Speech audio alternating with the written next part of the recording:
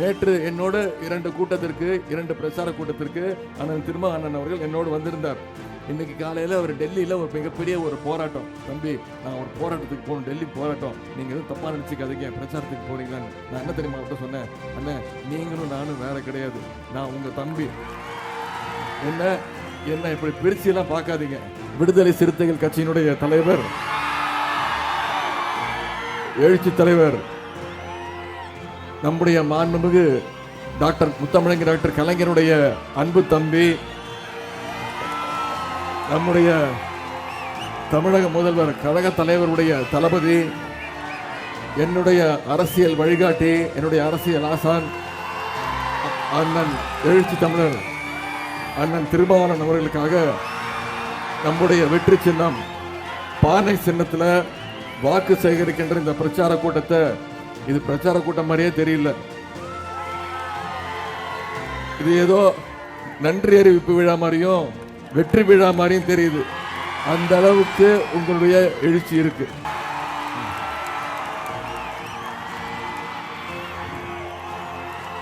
எந்த சின்னம் சத்தமா சொல்லுங்க, எந்த சின்னம்?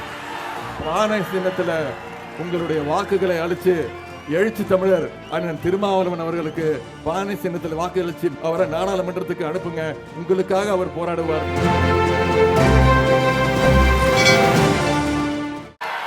15 தொகுதிகளில் நாடாளுமன்ற தொகுதிகளில் பிரச்சாரத்தை முடிச்சுட்டு நேற்று இரவு இதே சிதம்பரம் தொகுதிக்கு நம்முடைய எழுச்சி தமிழர் அண்ணன் திருமாவர்களுக்காக பிரச்சாரத்தை மேற்கொண்டுட்டு இப்பொழுது மீண்டும் நம்முடைய சிதம்பரம் தொகுதி புவனகிரி தொகுதிக்கு வருகை தந்திருக்கின்றேன். நம்முடைய நாடாளுமன்ற தேர்தல் வருது, உங்களுக்கு தெரியும், ஏப்ரல் 19ஆம் தேதி. அதில் நம்ம நாடாளுமன்ற தேர்தலில் நாம் வெற்றி கூட்டணி, இந்தியா கூட்டணியின் சார்பாக தமிழ்நாட்டில் இருக்கக்கூடிய வெற்றி கூட்டணி, மதச்சார்பற்ற முற்போக்கு கூட்டணியின் சார்பாக இந்த சிதம்பரம் தொகுதியில் போட்டியிடக்கூடிய நம்முடைய விடுதலை கட்சியினுடைய விடுதலை சிறுத்தைகள் கட்சியினுடைய தலைவர், எழுச்சி தலைவர், நம்முடைய மாண்புமிகு டாக்டர் முத்தமிழங்க டாக்டர் கலைஞருடைய அன்பு தம்பி, நம்முடைய தமிழக முதல்வர் கழக தலைவருடைய தளபதி, என்னுடைய அரசியல் வழிகாட்டி, என்னுடைய அரசியல் ஆசான் அண்ணன் எழுச்சி தமிழர் அண்ணன் திருமாவளவன் அவர்களுக்காக நம்முடைய வெற்றி சின்னம் பானை சின்னத்தில் வாக்கு சேகரிக்கின்ற இந்த பிரச்சார கூட்டத்தை, இது பிரச்சார கூட்டம் மாதிரியே தெரியல, இது ஏதோ நன்றி அறிவிப்பு விழா மாதிரியும் வெற்றி விழா மாதிரியும் தெரியுது. அந்த அளவுக்கு உங்களுடைய எழுச்சி இருக்கு. ஆனால் நம்முடைய மதச்சார்பற்ற முற்போக்கு கூட்டணி, இந்தியா கூட்டணியில் இருக்கக்கூடிய கட்சிகள் எந்த சின்னம் கேட்டாலும் கொடுக்க முடியாது, அதற்கு பதிலாக வேற சின்னம் தான் கொடுப்போம்னு சொல்லி அலக்கழிச்சாங்க.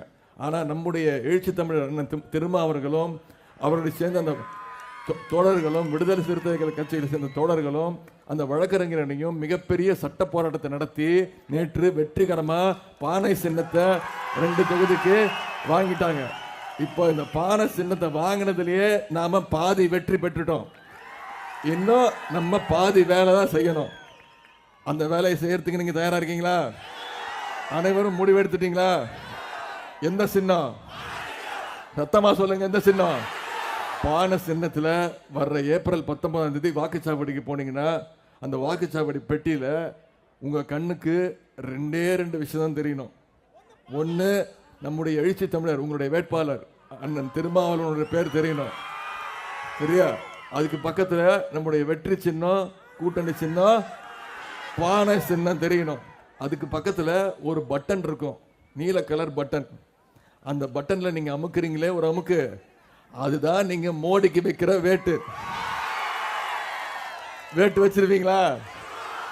சென்ற முறை எப்படி திரு நரேந்திர மோடி அவர்களை ஓட ஓட விரட்டி அடிச்சோமோ, இந்த முறை அதை விட அதிகமா ஓட ஓட விரட்டி அடிக்கணும். செஞ்சிருவோமா?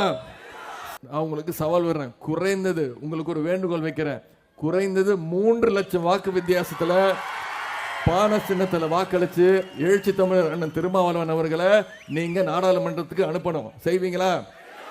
அதே போல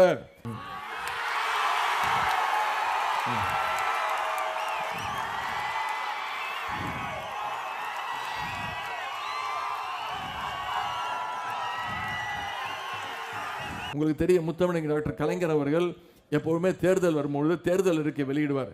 வெளியிட்டு சொல்வார், சொல்வதை செய்வோம், செய்வதைத்தான் சொல்வோம்னு செஞ்சு காட்டின தலைவர் முத்தமிழர் டாக்டர் கலைஞர் அவர்கள். உங்களுக்கு தெரியும், அவர் வழியில் வந்த அவருடைய மகன் திரு முத்துவேல் கருணாநிதி ஸ்டாலின் அவர்களும் கண்டிப்பா சொல்வதை செய்வார், செய்வதைத்தான் சொல்வார்.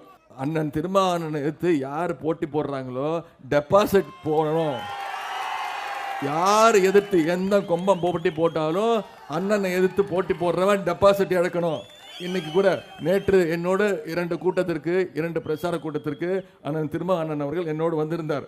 இன்னைக்கு காலையில் அவர் டெல்லியில் ஒரு மிகப்பெரிய ஒரு போராட்டம், அந்த போராட்டத்தில் கலந்துக்கிறதுக்காக நேற்று என்கிட்ட நல்லவர் வந்து என்கிட்ட சொன்னார். நான் தப்பாக நினச்சிப்பேன், தம்பி நான் ஒரு போராட்டத்துக்கு போகணும், டெல்லி போராட்டம், நீங்கள் எதுவும் தப்பாக நினச்சிக்காதீங்க, பிரச்சாரத்துக்கு போகிறீங்களான்னு. நான் என்ன தெரியுமா அவர்கிட்ட சொன்னேன், அண்ணன் நீங்களும் நானும் வேற கிடையாது, நான் உங்கள் தம்பி, என்ன இப்படி பிரிச்சியெல்லாம் பார்க்காதீங்க, உங்களுக்கு பதிலாக நான் பிரச்சாரத்துக்கு போகிறேன், நீங்கள் போய் டெல்லியில் போராட்டம், ஒன்றிய அரசுக்கு எதிர்த்து தான் அந்த போராட்டம், நீங்கள் போய் உங்கள் போராட்டத்தை நீங்கள் நடத்துங்க, உங்கள் பிரச்சாரத்தை நான் பார்த்துக்கிறேன்னு சொல்லி அந்த தைரியத்தோட அந்த உரிமையோட நான் இன்னைக்கு வந்து உங்களை எல்லாம் பார்த்துருக்கிறேன். இன்னும் சொல்லப்போனால் நம்முடைய இந்த விடுதலை சிறுத்தைகள் கட்சி அண்ணன் தொல் திருமாவளவன் அவர்கள் நம்முடைய கூட்டணியிலேருந்து பிரிஞ்சு போயிடுவார், இந்த முறை அதிமுக கூட்டணிக்கு போயிடுவார், இந்த முறை பாஜகலேருந்து இப்போ பேசிக்கிட்டு இருக்காங்கன்னு சில அரசியல் புரோக்கர்கள், அரசியல் விஞ்ஞானிகள் நிறைய பேர் ஆர்வம் சொன்னாங்க. ஞாபகம் இருக்கா? திமுக கூட்டணியில் இருக்க மாட்டார், பிரிஞ்சு போயிடுவார், சீட்டு கம்மியாக கொடுத்தா பிரிஞ்சு போயிடுவாருன்னு. ஆனால் அண்ணன் தொல் திருமாவளவன் அவர்கள் மனதிரத்தோடு இருந்து மன உறுதியோடு இருந்து அதிமுக கூட்டணியாக இருந்தாலும் சரி, பாஜக கூட்டணியாக இருந்தாலும் சரி, அது வெறும் கொள்ளை கூட்டணி, தமிழக மக்களை ஏமாற்றுகின்ற கூட்டணி, நம்முடைய மதச்சார்பற்ற முற்போக்கு கூட்டணி, திமுக தலைமையிலான கூட்டணி தான் உண்மையான கொள்கை கூட்டணி, சமூக நீதிக்காக போராடுகின்ற கூட்டணி அப்படின்னு நம்முடைய கூட்டணியில் அவர் இன்னைக்கு இடம் பிடிச்சிருக்கிறாருன்னா அவரை நான் சொல்றேன், திமுக 22 இடத்துல போட்டியிடுது, நம்ம 22 இடத்துல போட்டியிட்டு வெற்றி பெற போறோம். ஆனா அந்த வெற்றியெல்லாம் விட மிக மிக முக்கியமான வெற்றியாக நான் கருதுவது நம்முடைய விடுதலை சிறுத்தைகள் கட்சியுடைய அண்ணன் விழுப்புரத்தில் அண்ணன் ரவிக்குமார் அண்ணனுடைய வெற்றி. அதே மாதிரி இன்னைக்கு இந்த சிதம்பரத்தில் நம்முடைய எழுச்சி தமிழர் அண்ணன் திருமாவளவனுடைய வெற்றி. அந்த வெற்றியை நீங்க உறுதி செய்ய வேண்டும். பிரதமருக்கு நாம அத்தனை பேரும் ஒரு செல்ல பேர் வச்சிருக்கோம், உங்களுக்கு தெரியும் சரியா? இனிமே அவர் யார் பேர் சொல்லி கூப்பிடாதீங்க, அவருக்கு புதுசா ஒரு பேர் வச்சிருக்கேன். என்ன தெரியுமா? இதுதான் திரு ஒன்றிய பிரதமர் அவர்களுக்கு நாம வச்சிருக்கக்கூடிய, தமிழ்நாட்டு மக்கள் வச்சிருக்கக்கூடிய புது பெயர். என்னமா அது? 29 பைசா. இனிமே இது செல்லா காசு தான். ஜூன் 4ஆம் தேதி மேல அவரும் செல்லா காசு தான். வெறும் 29 பைசா. ஒன்றிய பிரதமர் திரு 29 பைசா. சொல்லுங்க. இதுக்கு ஒரு காரணம் சொல்றேன், ஏன் 29 பைசான்னு கூப்பிடுறோன்னு நான் அதுக்கு ஒரு காரணமும் சொல்லிடுறேன். நாம ஜிஎஸ்டி வரி கட்டுறோமா? ஜிஎஸ்டி வரியை கொண்டு வந்தார். தமிழ்நாட்டிலேருந்து ஒவ்வொருத்தரும் ஜிஎஸ்டி வரி கட்டுறோம். நாம கட்டுற 1 ரூபாய்க்கு நாம ஒன்றிய அரசுக்கு 1 ரூபா கட்டினா அவர் திருப்பி நமக்கு எவ்வளவு தெரியுமா தராரு? தமிழ்நாட்டு மக்களுக்கு ஒவ்வொருத்தருக்கும் வெறும் 29 பைசா. ஆனா குஜராத் போன்ற பாஜக ஆளுகின்ற மாநிலங்களுக்கு அதிகமா கொடுக்கிறார், கேட்காமே அதிகமா கொடுக்கிறார். குஜராத்தில் சென்ற வருஷம் மிகப்பெரிய வெள்ளம் வந்ததுமா. வெள்ளம் வந்த அடுத்த நாள் போய் அங்க போய் மக்களை சந்திச்சு இழப்பீடு தொகையை கொடுத்துட்டு வந்தார்.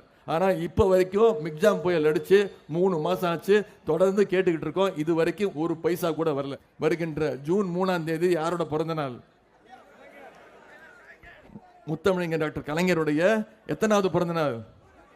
100 முடிஞ்சு 101வது பிறந்த நாள். ஜூன் 3ஆம் தேதி. வாக்கு எண்ணிக்கை 4ஆம் தேதி. போன நாடாளுமன்ற தேர்தலில் தமிழ்நாட்டு மக்கள் மிகப்பெரிய வெற்றியை கொடுத்தாங்க. தமிழ்நாடு புதுச்சேரி 40 தொகுதியில் 39 தொகுதி ஜெயிச்சோம். இந்த முறை நம்ம முத்தமிழர் டாக்டர் கலைஞர் அவர்களுக்கு இதை விட ஒரு சிறந்த பரிசை கொடுக்க முடியுமா? 40க்கு 40 ஜெயிச்சு கலைஞருடைய காலடியில் அந்த வெற்றியை வச்சு கலைஞருக்கு இதை விட ஒரு சிறப்பான பரிசை கொடுக்க முடியுமா?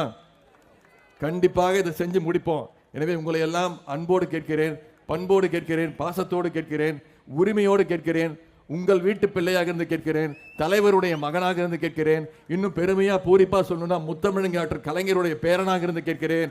பானை சின்னத்துல உங்களுடைய வாக்குகளை அளிச்சு எழுச்சி தமிழர் அண்ணன் திருமாவளவன் அவர்களுக்கு பானை சின்னத்தில் வாக்கு அளிச்சு மிகப்பெரிய லட்சக்கணக்கான, நீங்க சொல்லியிருக்கீங்க 3 லட்சம், மறக்க மாட்டேன், 3 லட்சம் வாக்கு வித்தியாசத்தில் நீங்க ஜெயிக்க வச்சு அவரை நாடாளுமன்றத்துக்கு அனுப்புங்க. உங்களுக்காக அவர் போராடுவார். உங்கள் மக்களுடைய, இந்த தொகுதி மக்களுடைய குரலாக அவர் இருப்பார் என்று கூறிக்கொண்டு இந்த வாய்ப்புக்கு நன்றி கூறி விடைபெறுகின்றேன். நன்றி, வணக்கம். மின்னம்பலம்.com தமிழின் முதல் மொபைல் பத்திரிகை.